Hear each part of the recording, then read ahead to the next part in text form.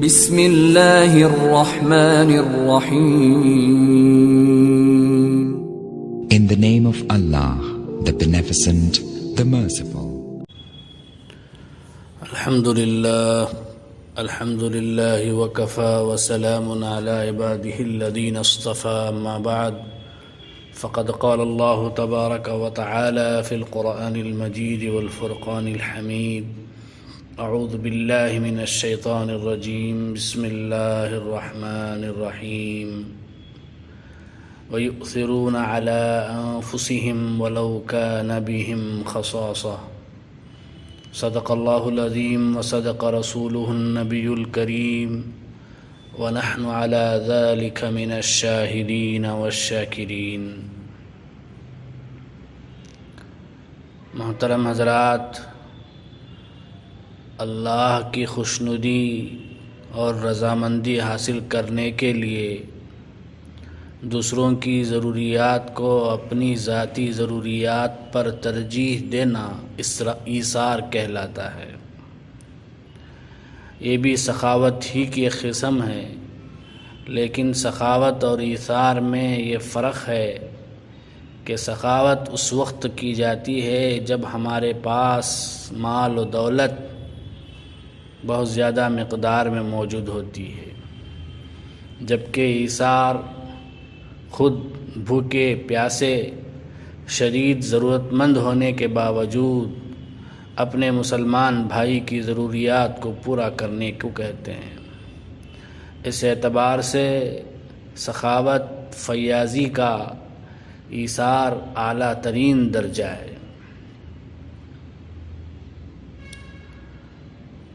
اسلام کی دوسری صفات حسنہ اوصاف حمیدہ کی طرح ایثار بھی اہل ایمان کی خاص پہچان ہے. دین کی تبلیغ کا مؤثر ترین ذریعہ ہے. اس کی وجہ سے ہمارا معاشرہ بدحالی سے خوشحالی، بد امنی سے امن، تنزلی سے ترقی، بے سکونی سے راحت کی طرف آگے بڑھتا ہے. یعنی ایثار کے جذبے کی وجہ سے، ایثار کے جذبے پر عمل کرنے کی وجہ سے ایک دوسرے کے غم مٹتے ہیں اور خوشیاں جنم لیتی ہیں.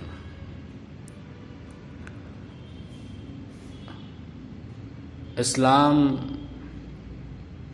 صرف باہمی بقا کا نظریہ پیش کرتا ہے، بلکہ اس نظریے کو اپنانے کی تعلیم بھی دیتا ہے.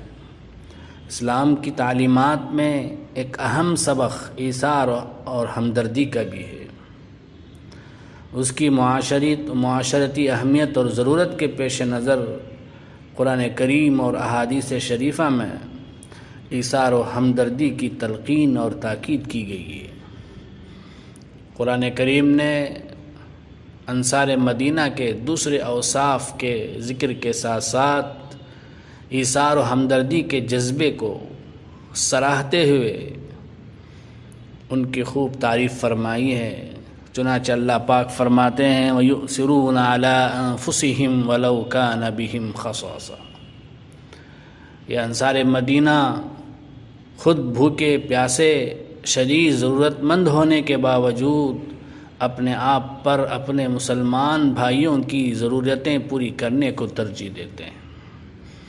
اگرچہ یہ آیت ایک خاص موقع پر نازل ہوئی، لیکن قرآن کے احکام کا دستور یہ ہے کہ اس سے مقصود پوری امت کو تعلیم دینا ہوتا ہے. اس آیت کے شان نزول کے بارے میں حضرت ابو ہریرہ رضی اللہ تعالی عنہ سے ایک طویل حدیث منقول ہے.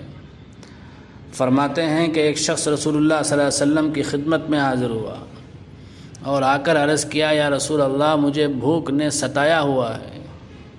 تو آپ صلی اللہ علیہ وسلم نے اپنے تمام گھر والوں سے معلوم کرایا، وہاں سے کچھ بھی نہیں ملا. تو آپ صلی اللہ علیہ وسلم نے صحابہ کرام سے فرمایا: ہے کوئی جو ایک رات ان کی مہمانی کو قبول کرے؟ ایک صحابی نے عرض کیا: یا رسول اللہ، میں ان کی میزبانی کروں گا. چنانچہ ان کو گھر لے گئے اور بیوی سے کہا کہ یہ حضور صلی اللہ علیہ وسلم کے مہمان ہیں ان کی مہمان نوازی میں کمی نہ ہونے پائے، کوئی بھی چیز چھپا کر نہ رکھو۔ بیوی نے کہا خدا کی قسم بچوں کے لیے کچھ تھوڑا سا باقی رکھا ہے، اس کے علاوہ گھر میں کچھ بھی نہیں ہے۔ صحابی رسول نے کہا بچوں کو بہلا کر سلا دو، جب وہ سو جائیں تو کھانا لے کر مہمان کے ساتھ بیٹھ جائیں گے، اور چراغ درست کرنے کے بہانے سے اٹھ کر چراغ کو بجھا دینا۔ چنانچہ بیوی نے ایسا ہی کیا، دونوں میاں بیوی اور بچوں نے فاقے سے رات گزاری، اور قرآن کی آیت وَيُؤْثِرُونَ عَلَىٰ أَنفُسِهِمْ اللہ تعالیٰ نے نازل فرمائی۔ اس آیت کے ذیل میں علامہ نصفی رحمۃ اللہ علیہ نے ایک واقعہ نقل کیا ہے کہ ابو زید رحمۃ اللہ علیہ کہتے ہیں کہ مجھ سے اہل بلخ کے ایک نوجوان نے پوچھا کہ زہد کیا ہے؟ میں نے جواب دیا اذا وجدنا اکلنا، جب ہمیں ملتا ہے تو ہم کھا لیتے ہیں، وَإِذَا فَقَدْنَا صَبَرْنَا، جب نہیں ملتا ہے تو ہم صبر کرتے ہیں۔ تو اس نوجوان نے مجھ سے کہا یہ تو ہمارے بلخ کے کتوں میں بھی پایا جاتا ہے۔ پھر خود اس نے کہا زہد یہ ہے کہ اذا فقدنا صبرنا، جب ہمیں نہیں ملتا تو ہم صبر کرتے ہیں، وَإِذَا وَجَدْنَا آثَرْنَا، جب ہمیں ملتا ہے تو ہم ایثار کرتے ہیں۔ مسلم شریف کی روایت ہے کہ ایک مرتبہ ایک شخص کو آپ صلی اللہ علیہ وسلم نے بکریوں کا بہت بڑا ریوڑ جو کہ 2 پہاڑوں کے درمیان پھیلا ہوا تھا عنایت فرمایا۔ وہ شخص آپ کی دریا دلی، سخاوت، ایثار و ہمدردی سے اتنا متاثر ہوا کہ وہ اپنی قوم میں جا کر کہنے لگا اے لوگو اسلام لاؤ، کیونکہ اس دین کی طرف بلانے والے محمد اس قدر سخی ہیں اور اتنا دیتے ہیں کہ وہ اپنے فقیر ہونے کی بھی پرواہ نہیں کرتے۔ رسول اللہ صلی اللہ علیہ وسلم کی ایثار و ہمدردی صرف اپنی ذات کی حد تک محدود نہ تھی، بلکہ آپ نے اپنے اہل و عیال اور قریبی متعلقین کو بھی اس کا سختی سے پابند کر کے ساری دنیا کے لیے تا قیام قیامت پیغام دے دیا کہ ایثار و ہمدردی جیسی انسانی خدمت کو ہمیں ہمیشہ بجا لانا چاہیے۔ چنانچہ حضرت علی رضی اللہ تعالیٰ عنہ کی ایک طویل روایت میں ہے، حضرت علی فرماتے ہیں کہ ایک مرتبہ میں اور سیدہ فاطمہ دونوں رسول اللہ صلی اللہ علیہ وسلم کی خدمت میں حاضر ہوئے۔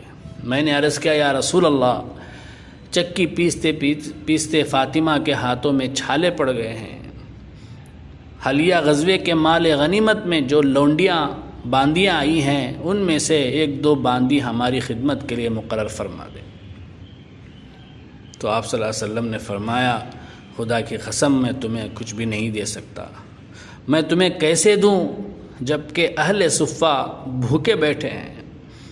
فی الحال میرے پاس کوئی ایسی چیز نہیں جو میں ان پہ خرچ کر سکوں، لہذا میں ان غلاموں کو بیچوں گا، باندیوں کو بیچوں گا اور ان کی رقم صفہ والوں پر خرچ کروں گا۔ باوجود کہ رسول اللہ صلی اللہ علیہ وسلم کو معلوم تھا کہ ان کی لاڈیلی بیٹی کن مشکل حالات، تنگ دستی اور فاقہ کشی جیسی آزمائش سے دوچار ہے، مگر ان سب کے باوجود رسول اللہ صلی اللہ علیہ وسلم نے ان پر اصحاب صفہ کو ترجیح۔ بزرگوں، دن رات میں کئی ایسے مواقع آتے ہیں جن میں ہم اس اسلامی حکم پر آسانی سے عمل کر سکتے ہیں، لیکن معمولی سی غفلت کی وجہ سے ہم ان مواقع سے فائدہ نہیں اٹھاتے۔ ہم اپنی زندگی کے شب و روز پر نگاہ ڈالیں تو ہمیں 20 ایسے مواقع مل جاتے ہیں، مثلاً بلوں کی ادائیگی کے وقت، قطار بناتے وقت، کسی مقامی جگہ پر پانی پیتے وقت، کسی دکان وغیرہ سے سودا سلف لیتے وقت، کسی تقریب میں شرکت کے وقت، سفر کے دوران، بس ٹرین وغیرہ میں سیٹ پر بیٹھتے وقت، ہسپتال وغیرہ میں پرچی یا دوائی لیتے وقت، کسی مجلس میں گفتگو کے وقت، الغرض روز مرہ کی زندگی میں ایسے موقع پر جہاں ہم اور دوسرے مسلمان دونوں برابر کے شریک ہوں تو وہاں ہمیں اپنے بھائی کی ضرورت کا خیال رکھتے ہوئے اس کو ترجیح دینا چاہیے، جس سے دلوں میں محبت پیدا ہوگی اور انسانی معاشرہ اسلامی طرز کے مطابق بھی ڈلے گا۔ یہ مواقع ہم سے تھوڑا سا ایثار چاہتے ہیں، معمولی سی قربانی چاہتے ہیں، لہذا اگر ہم بالخصوص دیندار طبقہ یہ طے کر لے کہ ہم ایثار و ہمدردی کی صفت کو اپنائیں گے تو یقین جانیے دنیا اس کا یقین کر لے گی کہ اسلام صرف عبادات کا ہی دین نہیں ہے بلکہ حسن معاشرت بھی اس کی روشن مثال ہے۔